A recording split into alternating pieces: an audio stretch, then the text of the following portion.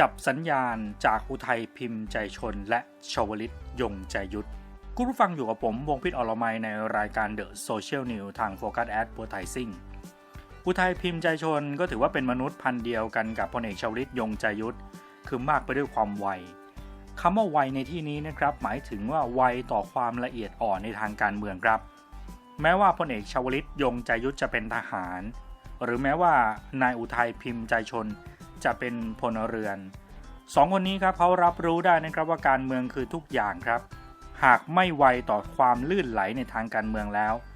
ในยุคหนึ่งนะครับคนในกองทัพหลายคนย่อมไม่ยกย่องว่าเป็นขงเบ้งและเมื่อพลเอกเปรมติณสุรานนท์ครับเข้าสู่สนามการเมืองก็แน่นอนครับคงไม่ได้รับมอบหมายให้เป็นมือทางการเมืองรวมไปถึงการเล่นบทเป็นกาวใจคอยประสานไม่ว่าหลังการเลือกตั้ง 2526 ไม่ว่าหลังการเลือกตั้งในปี 2529 เขาเรียกว่าทำงานสนองนายได้เรียบร้อยครับ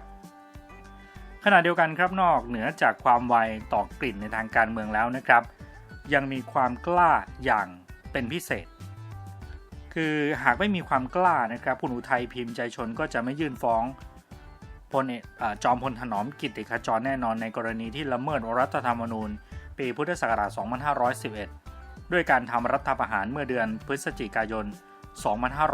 2514 ถือว่าเป็นการฉีกรัฐธรรมนูญและยุบพรรคการเมือง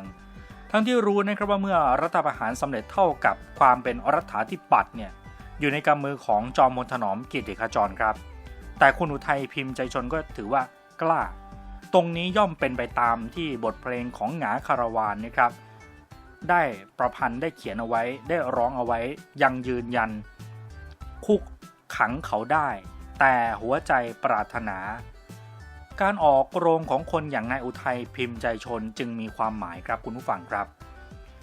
เหมือนกับกรณีการขยับขับเคลื่อนและแสดงความเห็นอย่างมากนะครับของพลเอกชวลิตยงใจยุทธนั้นย่อมสะท้อน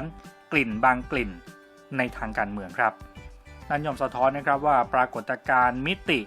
และเหลี่ยมมุมในบางเหลี่ยมมุมในทางการเมืองเปรียบเสมือนอะไรครับฟ้าแลบ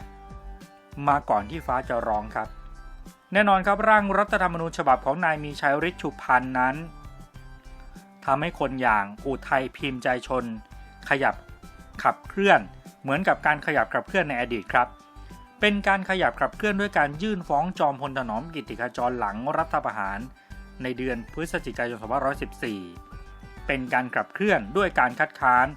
รัฐธรรมนูญพุทธศักราช 2521 อันเป็นผลผลิตของการรัฐประหารเมื่อเดือนตุลาคม 2520 และนำรัฐธรรมนูญแห่งราชอาณาจักรไทยพุทธศักราช 2520 มาปรับและสืบทอดคุณผู้ฟังครับถ้าถามว่าชะตากรรมของพลเอกเกรียงศักดิ์ ชามานันท์หลังรัฐประหารเมื่อเดือนตุลาคม 2520 เป็นอย่างไรถามว่าชะตากรรมของพลเอกสุจินดาคราประยูรหลังรัฐประหารเมื่อเดือนกุมภาพันธ์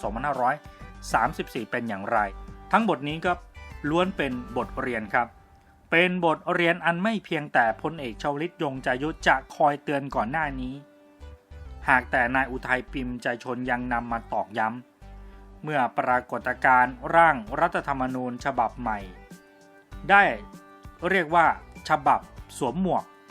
เมื่อปรากฏร่างรัฐธรรมนูญฉบับใส่หมวกติดตามใน